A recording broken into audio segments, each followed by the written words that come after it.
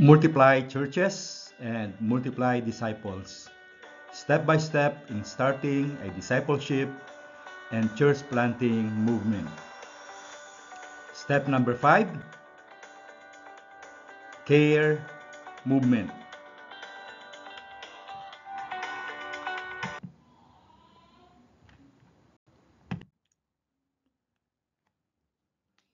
We're done with our discussion on step number 1, the vision casting.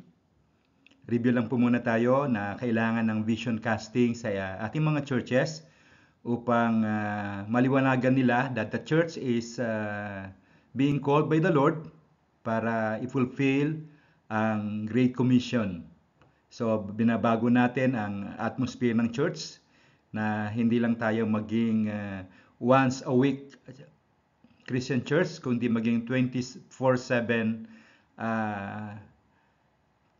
church ng Panginoong Hesus, actively doing His Great Commission. So kung patuloy yung activities na yan, ikakast yung vision, naririnig, nararamdaman, at nakikita ang Great Commission sa ating kalagitnaan, sa tulong ng Banal na Espiritu. Ang pangalawang step sa proseso ay magpaplano tayo. Plano hindi lamang para sa activity ng Sunday service, kundi plano maging intentional to disciple our families, relatives, our neighbors, and to transform our community, starting from barangay, going to our city. And then number 3, we need to organize a core group. Ito po yung mga core leaders na kung saan ay maasahan natin na kasama natin o tulong-tulong makikibahagi para ma-fulfill ang Great Commission movement sa ating churches. At hindi lamang po kasi tayo nagtatayo ng iglesia, kung hindi tayo po ay nag-i-start ng movement of discipleship. At kahit wala na tayong mga pastor doon sa ating church, sa ating community, tuloy-tuloy pa rin po ang proseso sa pag-multiply ng disciples at mga churches. At kung okay na yung step 1, 2, and 3, we proceed to itong tinatawag na prayer, care, share movement. At na-discuss na natin yung about starting a prayer movement. Yung the following step is to start an outreach movement o caring movement. At until we finish ang process up to step number 10. Kaya dito sa starting a care movement, ang objective po natin ay ma-demonstrate yung pag-ibig ng Panginoong Hesus with tangible acts of service sa ating pamilya, sa ating neighbors, sa ating classmate, o yung tinatawag na oikoses, para mag-open ng opportunity ang Panginoon habang pinapanalangin sila, ay nag-open ng Lord ng mga opportunities para meron tayong maging contacts at with that, makikita natin yung mga inihanda ng Panginoon o yung tinatawag ng mga person of peace. Kaya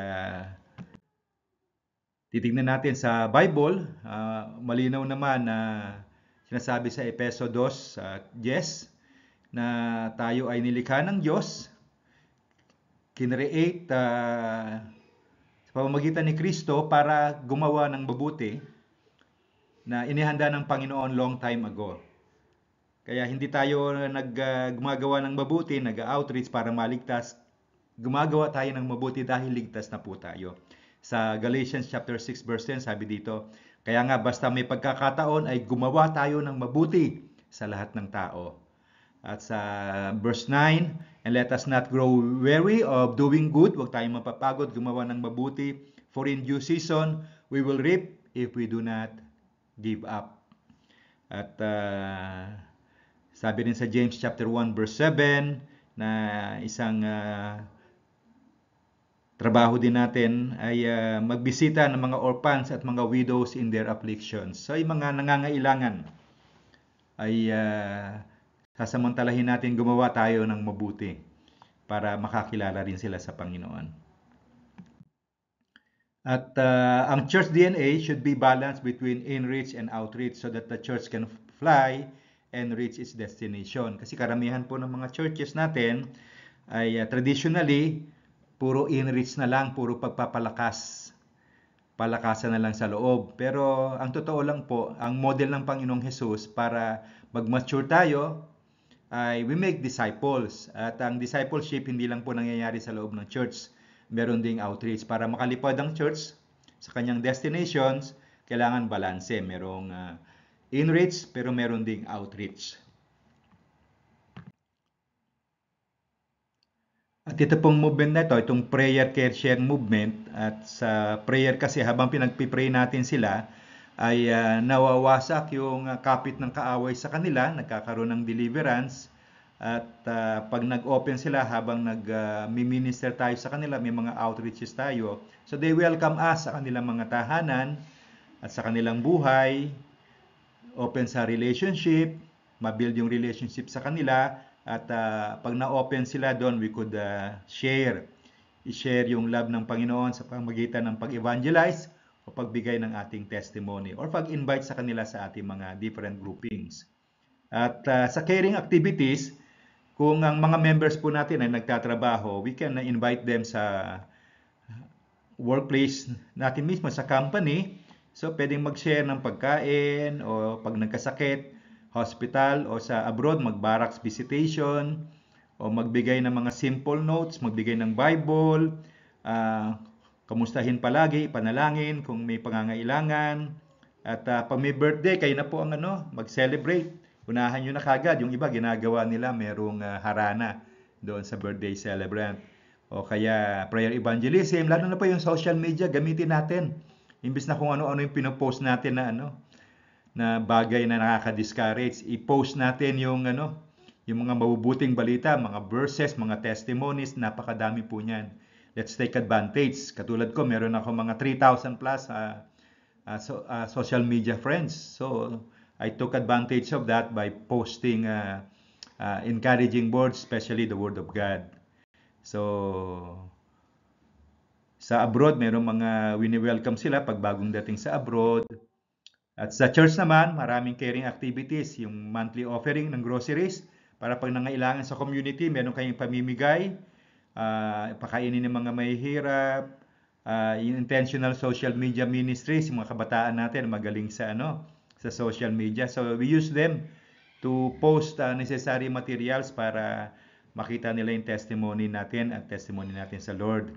Ano yung pangangailangan sa community, yung allocation sa fundings natin, maglagay tayo, prayer evangelism, sa mag-brainstorm ang leadership, ang core group, ano yung mga caring activities, yung outreach activities, kasi kailangan po ito, hindi lang tayo mananalangin, we take a step para puntahan sila at meet their needs at mag-minister sa kanila. So with that, na-open up sila. At sa bawat pamilya din po, importante na magkaroon ng ownership ang bawat family.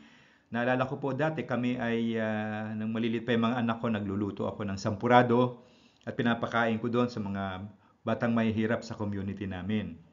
At pwede rin ng family, magkaroon kayo nagsiset aside kayo ng groceries once a month, tapos dalhin sa church, saka i-contribute sa mga mahihirap o yung pakainin ng mga mahihirap, yung social media rin, mga anak natin, turuan natin sila yung pangangailangan sa community, yung funds allocation para sa outreach din sa ating bahay, sa ating pamilya, pwede pong gawin yan.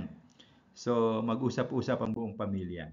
So, yung first step natin, vision casting, tapos strategic planning, and then organize a team, and then we start a prayer movement, at the same time with caring movement, outreaches, and then lastly, ay yung sharing movement o yung evangelism movement. We need to train everyone, every members of the church. At so let's move to another discussion. So step number 6, start a sharing movement or an evangelism movement.